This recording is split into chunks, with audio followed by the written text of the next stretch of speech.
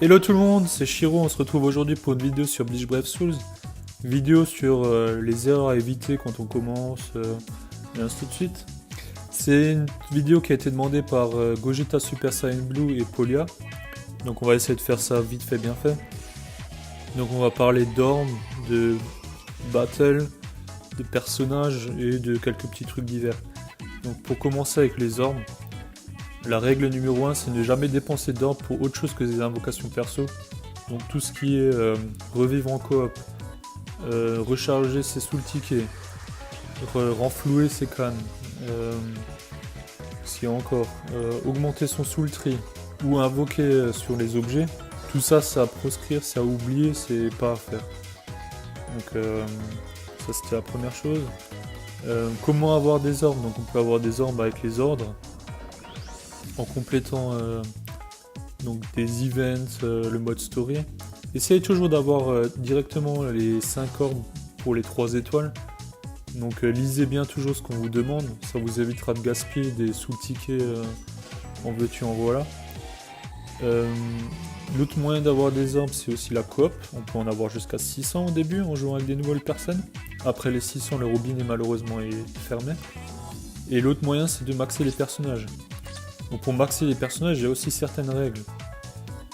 Donc la règle numéro 1, c'est de ne jamais jeter ou donner à food un personnage qui n'a pas été maxé.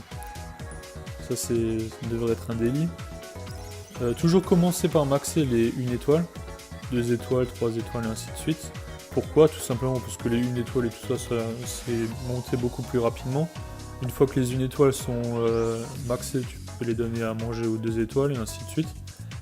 Le petit truc à savoir aussi, c'est que les 5 étoiles, si on leur donne des 3 étoiles ou inférieures à manger, ça demande beaucoup trop de ressources. Donc essayez de privilégier les 4 étoiles ou les 5 étoiles. Donc les personnes vont me dire oui, mais si tu commences 4 étoiles, 5 étoiles, c'est chaud.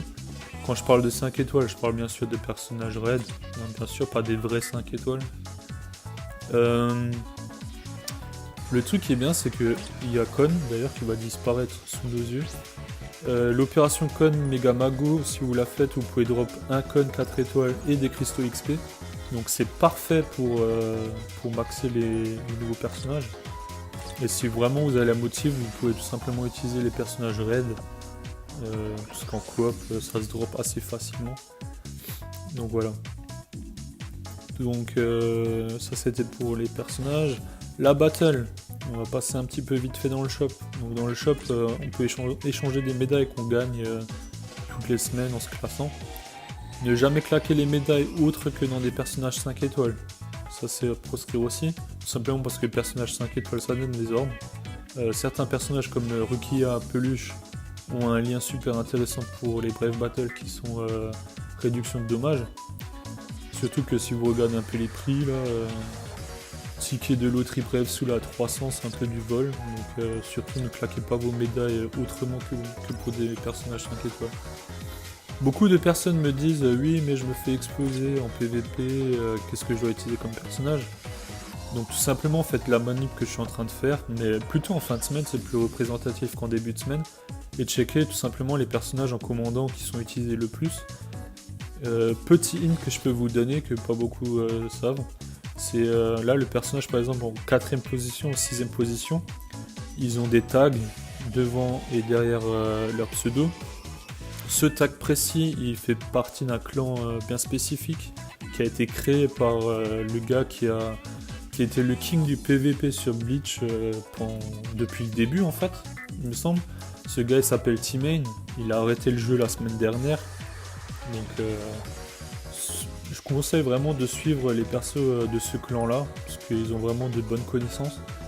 Le 4ème d'ailleurs pour moi il a la meilleure méta PVP qui est Kenpachi, Koga, Neutra.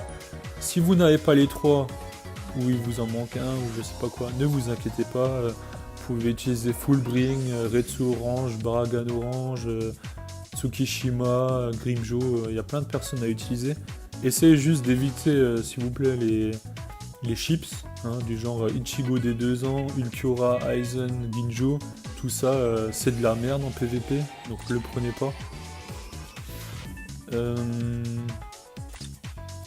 Donc ça c'est fait. L'autre chose à savoir c'est si vous avez besoin d'informations sur les stats et tout ça, allez voir Bleach FYI, c'est FYI.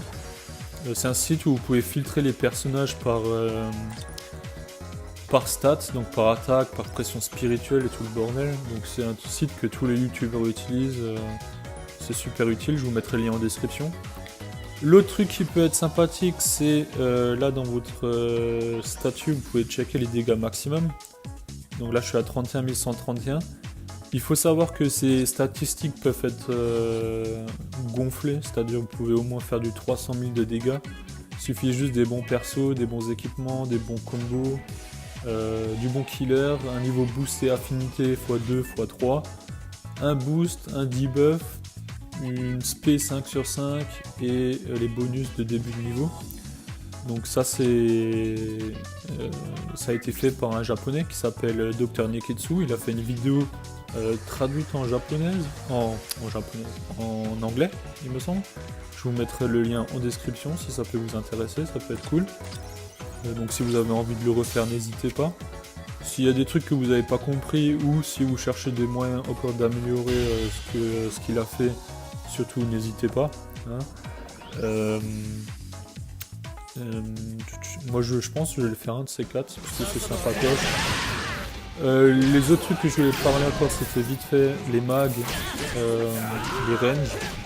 Il y a une vidéo de Mia Apocalypse qui a été faite sur les mags, donc les Magnification, pour ceux qui ne connaissent pas, c'est une stat cachée qui peut varier de 0 à 50%. Donc à stat équivalente, certains personnages vont taper 50% de dégâts en plus, ce qui est énorme, hein, parce que ça représente 2 liens. Il a fait une super vidéo, je la mettrai en description aussi. C'est en anglais, si vous avez des questions, n'hésitez pas à mettre moi ça en commentaire. J'y répondrai, il n'y a aucun souci. Si je dois la refaire en français, je le ferai, s'il le faut, il n'y a pas de problème. Il faut juste savoir et retenir que dans 95% des cas, les personnages milieu de mois ont des mags inférieurs à ceux de fin de mois. Donc les personnages fin de mois seront toujours meilleurs que ceux qui sont en milieu de mois. De toute façon, c'est une marque pour la plupart. C'est pour ça que des personnages comme Gin qui vous sont vendus comme étant des personnes OP, c'est pas le cas. C'est un personnage bon, mais pas OP. Le dernier truc que j'avais envie de discuter avec vous, c'est que par rapport aux invocations, l'erreur principale des jeunes joueurs, c'est de claquer beaucoup d'ormes sur les portails. Donc, ne claquez jamais de trop. Moi, ce que je fais, c'est que je claque à peu près 250 par perso que je souhaite avoir. La seule fois où je dépasse cette limite de 250 par perso que je souhaite avoir, c'est s'il y a un perso que je kiffe de la mort, un de mes persos préférés dans le jeu, ou qui a vraiment un truc qui m'attire de ouf. Mais essayez de vous limiter parce que en invoquant trop d'ormes sur les portails, vous allez réduire votre drop, forcément. Le fait de réduire votre drop, donc vous allez gagner moins d'ormes. Le fait de gagner moins d'ormes, vous allez en drop beaucoup moins derrière. Et vous allez tuer votre compte à petit feu comme ça. Donc vraiment, essayez de sauter les portails qui sont pas très intéressants, que vous n'avez pas besoin. Parce que si vous avez un perso OP d'une couleur, pourquoi choper celui-là de la même couleur le mois d'après? Ça amène rien du tout. Tous les personnages que vous n'allez pas tenter d'avoir, c'est des personnages que vous allez pouvoir drop en fillers où vous allez faire un max d'ormes. Donc c'est une chose à ne pas négliger si vous voulez tenir sur le long terme. Et voilà, donc je pense que j'ai fait un peu le tour. J'ai essayé de faire ça assez rapidement. Donc si vous avez des questions, n'hésitez pas, marquez-moi ça en commentaire. Et puis on se dit à bientôt. Ciao.